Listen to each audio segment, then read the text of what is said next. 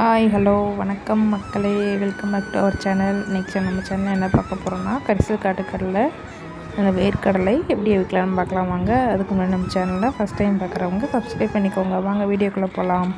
First வேர்க்கடலை மண்ணாக இருக்கும் இல்லையா, அது கடலை மண் கடலை தான் விளையும், அதனால மண்ணாக இருக்கும். ஃபஸ்ட்டு இதை நல்லா க்ளீன் பண்ணி எடுத்துக்கலாம். ஆனால் ஒரு 2லேருந்து ஒரு 3 டைம் இந்த மாதிரி தண்ணியில் போட்டு நல்லா அலசி எடுத்துக்கலாம். எடுத்துட்டோன்னா அந்த மாதிரி மண்ணெல்லாம் போயிடும்.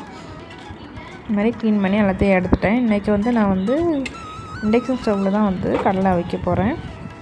இந்த மாதிரி பாத்திரம் நிறைய கடலை எவ்வளோ இருக்கோ அது நல்லா மூழ்கிற அளவுக்கு நல்லா தண்ணி சேர்த்துக்கலாம். ஒரு 2 டேபிள் ஸ்பூன் அளவுக்கு உப்பு சேர்த்துக்கலாம். சேர்த்துட்டு நல்லா தண்ணியில் உப்பு நல்லா மிக்ஸ் பண்ணி விட்டுறலாம் கடலையோடு. இந்த மாதிரி நல்லா மிக்ஸ் பண்ணியாச்சு. இப்போது ஸ்டவ் ஆன் பண்ணிடலாம். ஸ்டவ் ஆன் பண்ணிவிட்டு ஹை ஃப்ளேமில் தான் வச்சுருக்கேன்.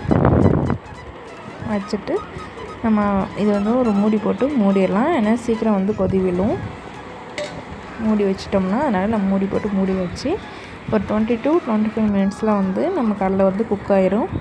ரொம்பலாம் லேட் ஆகாது. இது குக்கரில் கூட வைக்கலாம். குக்கரில் வச்சிங்கன்னா ஒரு 6-7 விசில் வச்சா போதும், நல்லா வெந்துடும். நான் பாத்திரத்தில் வைக்கிறதுனால ஒரு 20 to 25 மினிட்ஸுக்கு வரைக்கும் நமக்கு ஆகுது. அது உங்கள் சாய்ஸ் குக்கரில் வைக்கிறது. இப்போ நல்லா கொதி விழ ஆரம்பிச்சிச்சு. கடலையோட கலர் பார்த்திங்கன்னா நல்லாவே மாறிடுச்சு. நல்லா ப்ரௌனிஷ் ஆகிட்டு இப்போ பாருங்கள், நல்லா டார்க் ப்ரௌனிஷ் ஆகிட்டு இப்போ கடலை நல்லா குக் ஆகிட்டுன்னு அர்த்தம். குக் ஆனதுமே நம்ம ஸ்டவ் ஆஃப் பண்ணிவிட்டு கடலையை எடுத்துடலாம். ஏன்னா ரொம்ப நேரம் அப்படியே தண்ணிக்குள்ளே போட்டோம்னா அந்த கடலையெல்லாம் தண்ணி குடிச்சு கடலைக்குள்ளே தண்ணி போயிடும். நமக்கு சாப்பிட்றது மாதிரி சதன்னு ஆயிரும். அதனால் நம்ம குக் ஆனதுமே உடனே வேறு ஒரு தட்டுக்கு, பிளேட்டுக்கு, இல்லைன்னா ஒரு சொலகு ஏதாவது ஒரு இதில் மாற்றிடலாம். இந்த மாதிரி கண்கரண்டியில் எடுத்தால் நமக்கு தண்ணியெல்லாம் வடிஞ்சிடும். அதனால் இந்த மாதிரி எடுத்தாச்சு. எடுத்துகிட்டு எங்கள் வீட்டில் எவ்வளோ நாள் இருக்குன்னு நினைக்கிறீங்க? கிட்டத்தட்ட ஒரு நாள் இல்லை அடுத்த நாள் ஈவினிங் தான் நாங்கள் எப்போவுமே கடலை அவிப்போம். ஈவினிங் ஸ்கூல் போயிட்டு ஸ்நாக்ஸ் மாதிரி சாப்பிட்றதுக்காக, பசங்களுக்கு கொடுக்குறதுக்காக ஈவினிங் தான் செய்வோம். நாங்களும் சாப்பிடுவோம். ரொம்ப டேஸ்ட்டாக இருக்கும். சுட சுட சாப்பிட்றதுக்கு ரொம்ப பிடிக்கும் எல்லாத்துக்கும். அதனால் ஈவினிங் டைமில் ஸ்நாக்ஸ் மாதிரி சாப்பிட்றதுக்காக செஞ்சு சாப்பிடுவோம். வாரத்துக்கு ஒரு டைம். இந்த சீசனில் தான் கிடைக்கும். ரொம்ப நாள் கிடைக்கும். ஒரு 1 மந்த் அந்த மாதிரி தான் கிடைக்கும். அதனால் இந்த சீசனில் மட்டும் வீக்லி ஒன்ஸ் இல்லை 2 நாள் கடலை ஈவினிங்காக வச்சு சாப்பிடுவோம்.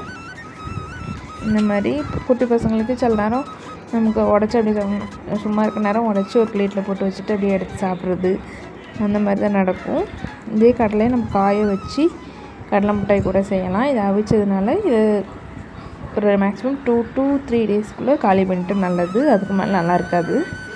இந்த மாதிரி நீங்களும் உங்கள் வீட்டில் அவிச்சு சாப்பிட்டு பாருங்கள். வீடியோ எப்படி இருக்குன்னு மறக்காமல் கமெண்ட் பண்ணுங்கள். பிடிச்சிருந்தால் லைக் பண்ணுங்கள், ஷேர் பண்ணுங்கள். தேங்க்யூ. பாய் பாய்.